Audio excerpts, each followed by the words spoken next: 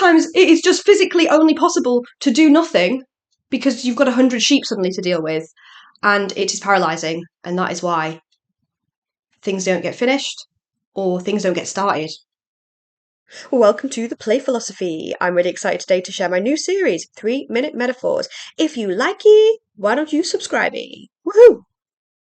I am in business. I want to say business, I mean in the world, after about a 1 month or so hiatus. I'm not sure it counts as a hiatus when you've only been doing YouTube for like a couple of months before you have a break, but I've actually been on a complete life hiatus. If you want to know more about that, you can have a look at this video above. But anyway, I'm back in full force, more on that another time. But I wanted to create a video, and most of my content kind of just pours out of me at random times, like, for example, when I'm walking or when I'm doing something else, or, as you can see, I'm rather overdressed for the occasion, when I'm getting ready to go to a Youngblood concert at Wembley Arena this evening, but now I'm, like, ready an hour and a half early, and I'd had all of these things flipping around my head, and I was like, let's do a video! So here we are. If you've not met me before, hi, I'm Rach, this is The Play Philosophy. This is a new series that I've decided to create called 3-Minute Metaphors, or Rachel's 3-Minute Metaphors. And I'm going to explain to you in this video, first of all, what that is and why I'm doing it. And then I'm going to hit you with my 3-minute metaphor for this week. I'm about to launch into calling this 3-minute metaphors, but in one of my other videos, thank you so much if you commented to explain the difference between an analogy and a metaphor. I appreciate that, but the problem is it just doesn't go in my brain. Like, I feel like I need a metaphor to explain what a metaphor is for me. So I'm just going to Google it to double check before I use it. Yes, this is it. Okay, so metaphor is a type of analogy.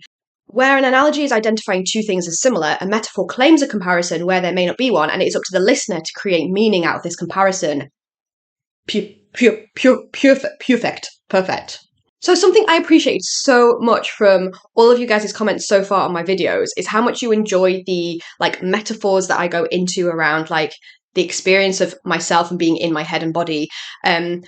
And I love those kind of things because I think it's one of those things where like the people that don't get it, don't get it. The people that get it just like really get it. And I have loved reading your comments so far of your own metaphors representing the inside of your head. I haven't made it through them all yet. As I said, I've kind of been off YouTube for the last month, but I'm going to make my way through them because they give me life. So I've created these series to share more of those metaphors. Another reason is that, wait, how many reasons were there? I think there might be 3. What have I said so far? The second reason why I want to do this 3-minute metaphor series is because, partially for your guys' benefit, like, I appreciate you watching my videos, but I'm also aware you probably don't want to have to spend 10 to 20 minutes of your time following along with my little mind all of the time. Like, I'll still do some more detailed ones, but sometimes you just want a snippy, snappy little bit of content, something to, you know, tickle the brain neurons and get you thinking. So I want to do a shortened version of that. And related to that, the third reason is as a challenge for me to succinct down some of my ideas and some of the things that I want to do. And it's actually related to this topic today that I'm going to talk about in metaphor. Restricting yourself is one way to encourage yourself to be creative and help yourself to take action, because without restricting yourself, it's like all of the options and possibilities. And it's part of the reason why, even though I've been feeling better this week, I haven't sat down to do any videos yet because I'm completely overwhelmed with all of my ideas, thoughts, creative overwhelm, and therefore that is going to be today's 3-minute metaphor. I'm going to get my timer. I'm nervous because that will help me to keep time. So each video in this 3-minute metaphor series, I will give a really short introduction about what it is that I about what it is that I'm going to metaphor for you. And then I will set myself a 3-minute timer on my trusty timer. So there is a limit to the brain universe that I can go into. I mean, that's it. That's as far as it's got. I would also love so much for you to let me know in the comments of each of your videos if there's a particular experience or something that you want to hear my like metaphor, like how I interpret that in my mind. I'd love to do some of those for you. Equally, share yours in the comments. Something that is so great about verbalizing things visually like this is you kind of riff off each other's and you can build more of a metaphor, visual world, and understanding of yourself and each other by using them. So let's riff with me in the comments. Put your request in there, put your own in there. Before we get into it, I want to share, there was a really great article that I read. What even was it?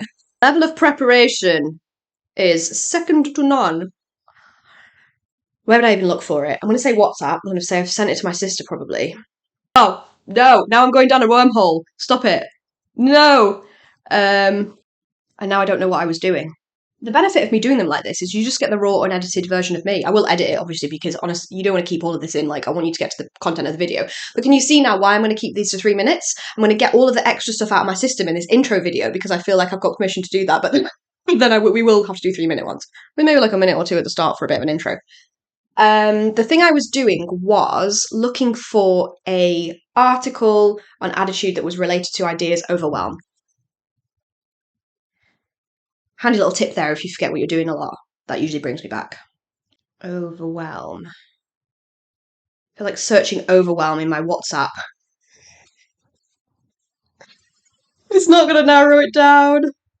Overwhelm is a state of life. Okay, let me just Google it. Overwhelm. And now I have forgotten what I was doing because I saw a picture that my sister sent me that reminded me we wanted to write an ADHD concept album, and now I'm thinking about that and I have no idea what I'm looking for.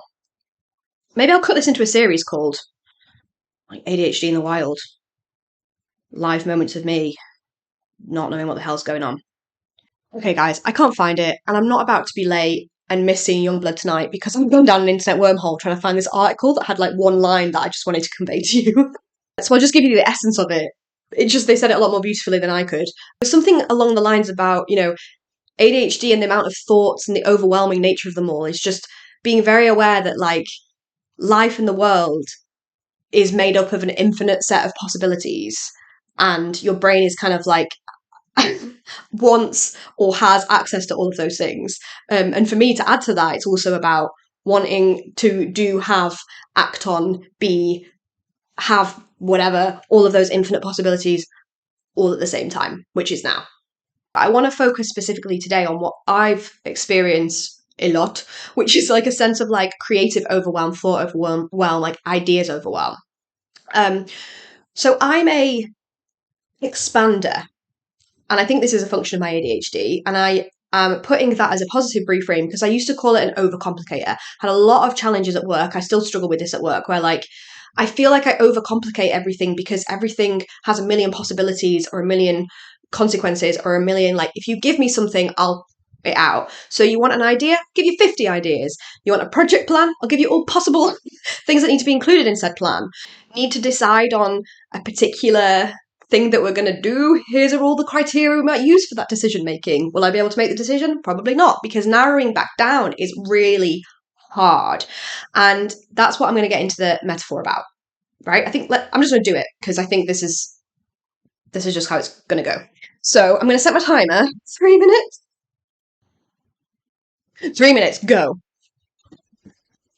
The way that I would describe this and how I experience it in my head is like when there is something that I want to do, for example, creating a YouTube video, and I might have a concept, even for that specific video, I'm like, okay, this is going to be about ADHD and overwhelm.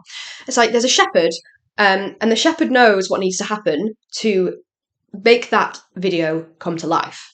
Knows what the end product is. So like, cool, right. So they send this little sheepdog off to do everything necessary to reach that outcome, to produce that video. I'm going to mix this between them, but this is just how it goes. But what the shepherd doesn't know is that although the sheepdog knows that it needs to like just round up 5 sheep, the sheepdog also knows that around all of these other little nooks and crannies of the farm, there are other sheep. And the sheepdog's like, well, we could also have those sheep as well, and it's good to come back to the farmer, shepherd with those sheep, so that's great. Equally, the shepherd doesn't know that the sheepdog also like broke into a abandoned truck full of like candies and sweets and Rowntree's fruit pastels and jelly tarts and had a wild old time. So like the sheepdog's just like pumped up on all of this like energy, like woo, woo, I'm gonna go round up these sheep, but not even these 5 sheep, we're gonna go get some more sheep. So the sheepdog goes off, just doing a little time check, and it knows it's just got to go and get those 5 sheep, but then it turns the corner and then there's like another 5 sheep, and then it turns the corner and there's like another 10 sheep, and then there's another 6 sheep, and then there's another 14 sheep, and it's collecting all of these sheep as it goes along the way, and comes back in its merry way to the shepherd, being like, look at all this other stuff that I've got along the way. And the shepherd's like, hang on though, we know what we were doing, like we know the concept that we are working on, we know that the video is about X, but actually the sheepdog be like, yeah, but look at all these other things that are part of X, and not just like additional extra sheep, like all connected sheep that are part of the same family tree that need to be together because it makes sense for them to be a family unit. And why would we break them down into like little pieces of sheep? That's, oh, I didn't like that visual. Smaller groups of sheep when all of the sheep can just be together in like one area. And so then what happens is like the sheepdog's like, this is great, I did my job, oh wonderful, and the shepherd's looking at these 100 sheep being like, well, now I have way more sheep than I have time, capacity, energy to deal with, and we're not really any further towards doing what we wanted to do with the sheep. So like I can't, what am I supposed to do with this? Oh my god, have I finished it within 3 minutes? And that is why when you have ADHD, sometimes it's so much, I'm not going to say easier, it's just more of an inclination to, not even inclination, sometimes it is just physically only possible to do nothing because you've got 100 sheep suddenly to deal with, and it is paralysing, and that is why things don't get finished or things don't get started. I'm really I'm just astounded that I did that in 3 minutes. I hope that made sense.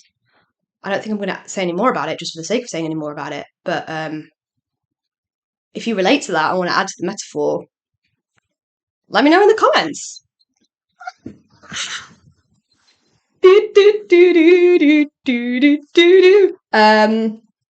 I'm going to go try wrangle some sheep now. No, I'm not, because I've just done the video, which was part of wrangling the sheep. There was something about the intensity of that I found very rewarding, but also like, I need to go and have a lie down.